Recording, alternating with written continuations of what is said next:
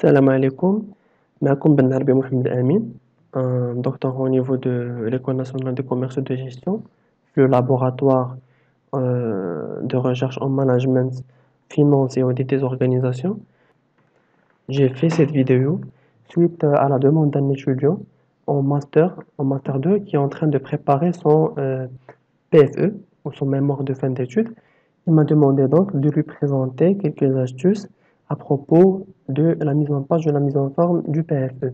Donc aujourd'hui, je pars pour parler de un certain nombre de points que j'ai notés ici. Tout d'abord, je vais parler des marges, des interlignes et la police à utiliser, la page de garde, comment la faire, les styles des titres, comment les choisir, comment faire une table de matière, comment faire un sommaire plus une table de matière, donc une au début et l'autre à la fin du document.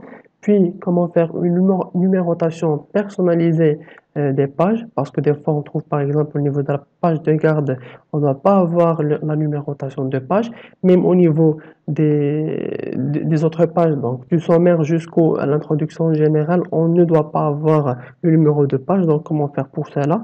Nous allons voir cela, Inch'Allah.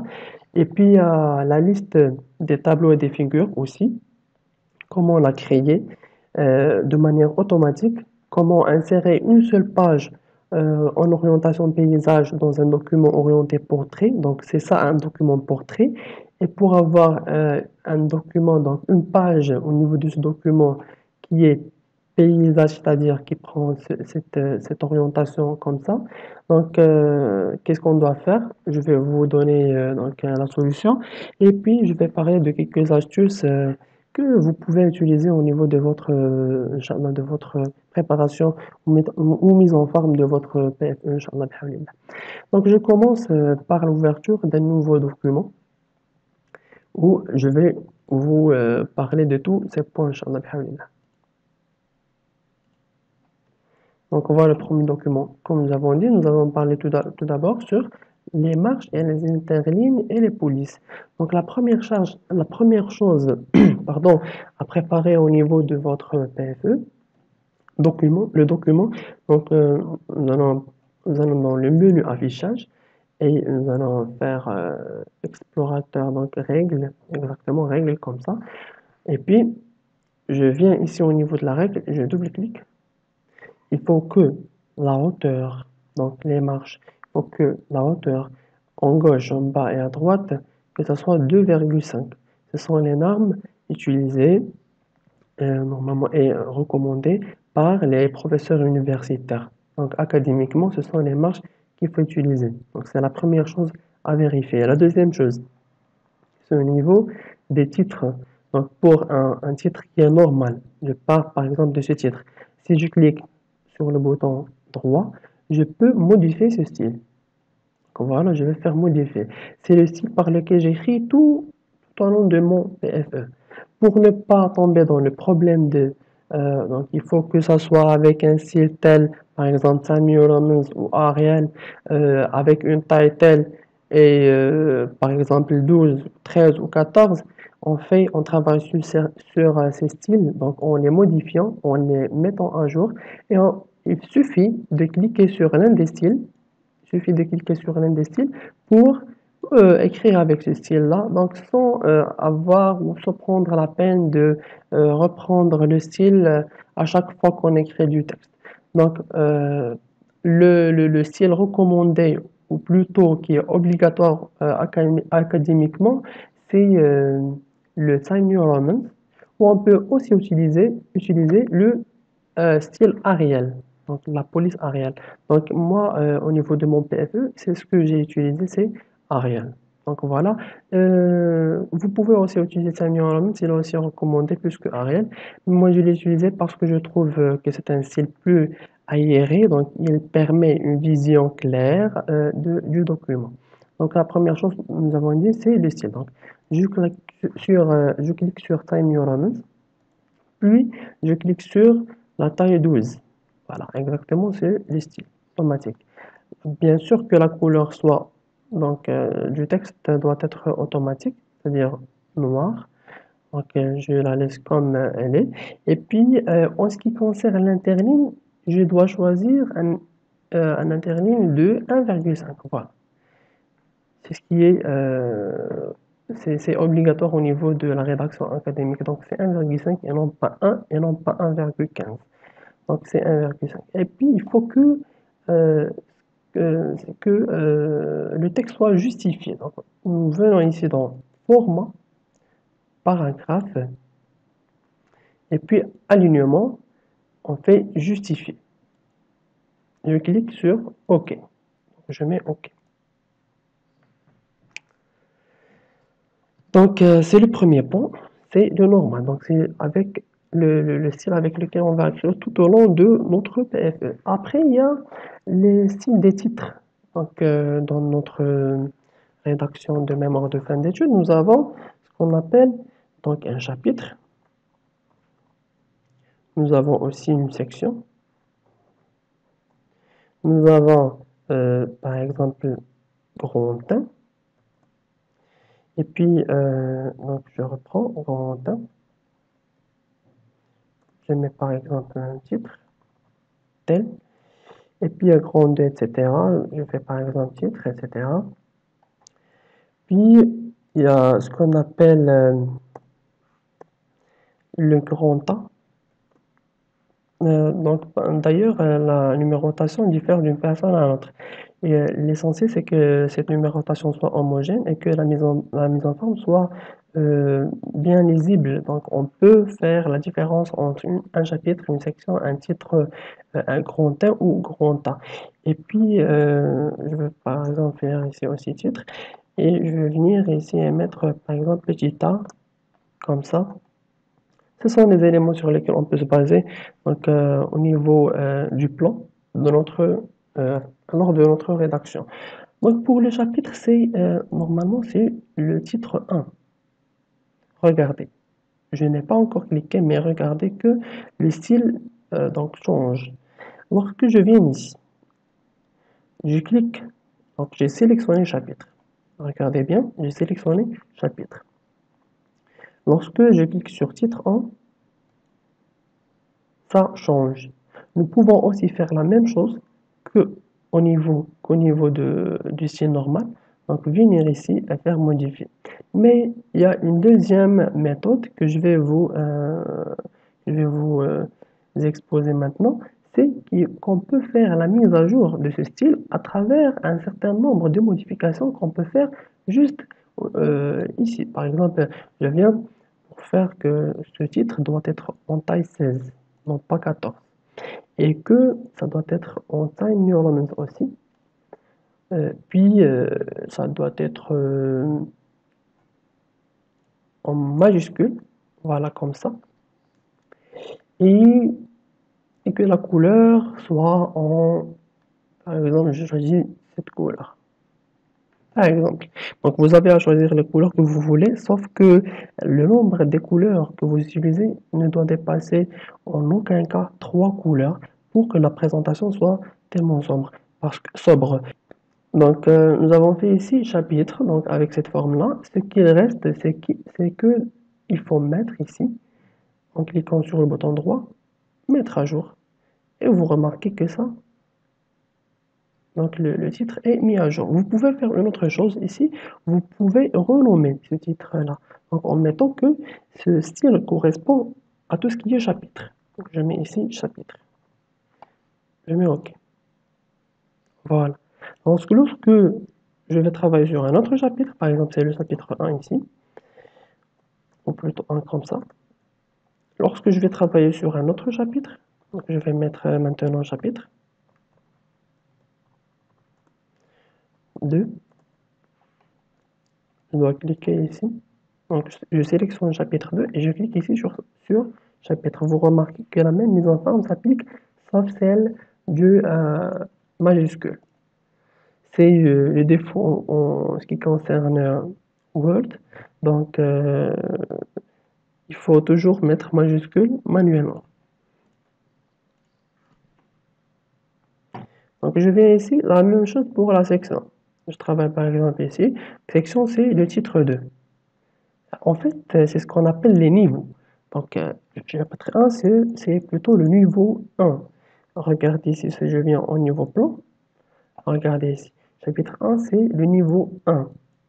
Section, c'est le niveau, normalement, ici, on n'a pas appliqué une mise en forme, donc c'est le cours du texte. Pour Word, c'est le cours du texte. Donc pour les mettre au niveau 2, il faut choisir comme ça, niveau 2. Et vous remarquez que la couleur a changé. Donc si nous revenons en mode normal, c'est le style relatif au titre 2. Donc je peux venir ici, donc le titre 2, c'est et donc le niveau 2. Donc chapitre c'est le niveau 1, titre 2 c'est le niveau 2, et puis il y a titre 3, titre 4, etc. Il y a autant de niveaux. Donc nous avons donc la possibilité de créer des styles propres avec le niveau de chaque style et de les appliquer sur notre texte. Donc voilà. Donc ce style correspond à la section, donc je peux mettre ici section. Je renomme en mettant section. C'est bon. Donc ces modifications que vous faites ne seront appliquées qu'au niveau de ce document Word sur lequel vous travaillez. Sinon, si on ouvre un autre voilà, document, ces éléments ne s'appliquent pas donc, sur les autres documents Word. La modification des styles, des styles voilà, de texte ne s'applique pas sur l'application Microsoft Word, mais juste sur le document sur lequel vous travaillez. Donc ici, j'ai mis section. Je peux aussi modifier, en modifiant soit par ici, soit en modifiant par exemple par là. Donc je mets Time New Roman encore une fois. Avec la taille, je laisse la taille 11. Je change de couleur, par exemple, je choisis cette couleur-là. Et puis, c'est bon pour moi. Donc ces modifications sont suffisantes. Donc ce qui me reste, c'est de cliquer, juste cliquer ici et mettre à jour. Et ça se met à jour. Donc j'espère que vous avez bien compris ce point-là. Je viens ici pour le titre 1. Donc pour le titre 1, c'est le niveau 3. C'est le titre 3. Donc voilà. Donc pour le titre 3, qu'est-ce qu'on peut faire? La même chose. Soit de mettre à jour ce style, après avoir fait les modifications qu'on veut. Donc ici par exemple je choisis Time Normal, donc c'est bon. Gras, je mets gras et je choisis une couleur. Donc c'est la troisième couleur et la dernière couleur. Je choisis par exemple une couleur qui est un petit peu cohérente. Je choisis le gris. Donc voilà. Et puis ceux-ci vont être avec une couleur, de ces couleurs, une couleur qui est automatique, qui est la couleur noire. Donc c'est bon. Voilà. Donc, si je reviens au niveau mode plan, ici, je peux choisir. Donc, ici, titre 1, c'est le corps du texte. Mais moi, je veux que ce soit le niveau 3. Puis, ça, je veux que ce soit le niveau 4. Puis, je veux que ce soit le point A. Je veux que ce soit le niveau 5. J'espère que vous avez bien compris cette question de niveau, parce que c'est vraiment très intéressant. Nous avons dit que le titre 1, voilà, grand 1, c'est le niveau, ce qu'on appelle le niveau 3. Donc si je reviens ici au niveau du deuxième point de titre, donc je vais mettre aussi le niveau 3. Regardez que ça s'aligne de la même manière. Donc si je retourne ici, voilà, et si je clique sur ce point-là, je peux créer, c'est pas un paragraphe bien sûr, je peux enregistrer ceci en tant que style rapide. Donc j'enregistre en tant que style rapide. Donc je le nomme par exemple grand 1 titre. Et puis je peux modifier ici. Vous pouvez remarquer que le style a changé. Donc nous avons à choisir par exemple à mettre gras, puis de mettre à jour le style. Donc on fait la même chose avec le titre grand 2. Voilà. Donc je viens ici, je mets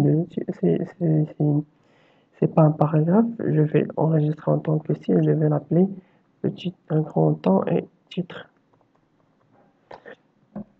Et je vais modifier aussi en mettant que style basé sur titre 4. Donc voilà, je mets ça. Voilà, exactement. Après ça, 5. Donc je peux créer ça en tant que 5. Donc juste gras. Et je mets par exemple ici titre. Je remets gras. Donc voilà, c'est gras. Et je viens ici pour créer donc retour. CTRL Z. Donc je mets enregistrer sous ou en tant que nouveau style en modifiant ça. Donc je le nomme petit a, titre, bien sûr. Puis c'est le niveau, nous avons dit 5. Je mets OK. C'est bon. Donc maintenant nous avons un ensemble de titres. La chose qu'on peut remarquer maintenant, c'est que ces styles ne sont pas dans l'ordre que nous voulons, bien sûr. Nous avons par exemple le chapitre là, et puis nous avons section, titre 3, titre 1, sous-titre. Donc l'ordre n'est pas ce qu'on veut. Ce qu'on peut faire, donc, c'est juste de naviguer entre les styles pour choisir le style qu'on veut exactement. Donc voilà. Plutôt la question maintenant de si on ajoute section au niveau du chapitre 2, section 1, voilà, on met le style. Donc ça se met à jour automatiquement sans avoir la peine de changer la couleur, changer la taille, et puis changer la forme gras, italique, souligné ou je ne sais quoi. Donc il suffit de cliquer sur le style rapide, donc, qui est section. Donc je viens ici pour créer par exemple le grand 1 et je mets donc le style relatif à grand 1. Mais avant, je dois écrire le titre 1 par exemple, le titre tel. Donc je viens ici, remarquez avec moi que le titre 1 prend la numérotation 3. C'est pourquoi j'ai fait cette faute de manière consciente, donc j'étais conscient de cette faute, mais je l'ai mis juste pour vous dire que il ne faut pas mettre la numérotation au niveau des styles, parce que ça va vous poser des problèmes. La numérotation, si on met ça ne veut dire que la mise en forme va être continue. Vous remarquez ici, par exemple, que c'est numéro 1 et que c'est numéro 2, et puis ça vient pour être numéro 3 et non pas numéro 1 de la du deuxième chapitre de la deuxième section. Donc, vous remarquez clairement cela. Donc, qu'est-ce qu'on va faire maintenant? On va faire une modification. Donc, on va venir ici, on va cliquer sur numérotation pour que ça soit OK. Et puis, on vient ici, on met mise à jour. Remarquez que là, lors de la mise à jour, même ceux-ci ont disparu. Donc, ce qu'on va faire ici, c'est de mettre manuellement grand 1, voilà, et ici, grand 2, et ça se met automatiquement ici, c'est grand 1 une autre fois, et il n'y a aucun problème. Pour la question du titre, c'est la même chose. Donc, on clique ici sur la pour désactiver la numérotation pour mettre à jour ce style-là. Et on met ici tout simplement grand A, tout simplement. Et nous avons quoi faire ici au niveau du style, c'est A, point. Donc, c'est grand A. Et puis ici, nous avons un petit a, donc on met la même chose, on désactive la numérotation et on fait la mise à jour tout d'abord, puis on fait petit a, comme ça. Et c'est bon, maintenant c'est très bien. Donc j'enregistre ce travail au niveau du bureau pour ne pas le perdre. Donc voilà, c'est ce qui concerne donc la marge interligne et police à choisir. Et d'après ce qu'on a fait maintenant, nous pouvons donc faire une table de matière et un sommaire. Remarquez maintenant. Donc je vais venir ici pour mettre. Si vous voulez revenir au style normal, donc ici vous pouvez faire normal. Vous voulez écrire avec normal, vous venez ici faire normal. Choisissez normal. Voilà, exactement. Et ça revient vers le début de la ligne. Donc nous avons besoin d'insérer ce qu'on appelle une table des matières. Donc, c'est pas au niveau d'insertion, c'est au niveau de référence. On fait table de matières, on fait un sommaire tout d'abord. Le sommaire, c'est un plan qui n'est pas détaillé. Donc, il y a tout de même qu'on ne peut pas dépasser 3 niveaux au niveau de ce sommaire. Pour la table de matière, on peut faire même 5 niveaux. Donc, c'est une table de matière et donc les niveaux sont de plus en plus détaillés. Donc, on peut faire le premier niveau jusqu'au 5e niveau. Donc, voilà, on choisit le sommaire tout d'abord. Nous avons fait le sommaire et voici notre sommaire qui est automatique sans avoir la peine de le créer manuellement et faire des points pour faire ici le numéro. Et à chaque fois qu'on change le numéro, on change qu'il y a un changement de numéro, il faut venir ici pour changer le numéro. Non, ça se fait automatiquement. Et on peut faire la mise à jour, bien sûr. Ici, on peut faire la mise à jour de toute la table. OK. Et tout se met à jour. C'est bon. Donc, je m'arrête ici au niveau de ce point que je considère vraiment très important. J'espère que vous avez bien compris ces points-là et je vous souhaite bon courage et je vous donne rendez-vous dans une deuxième vidéo.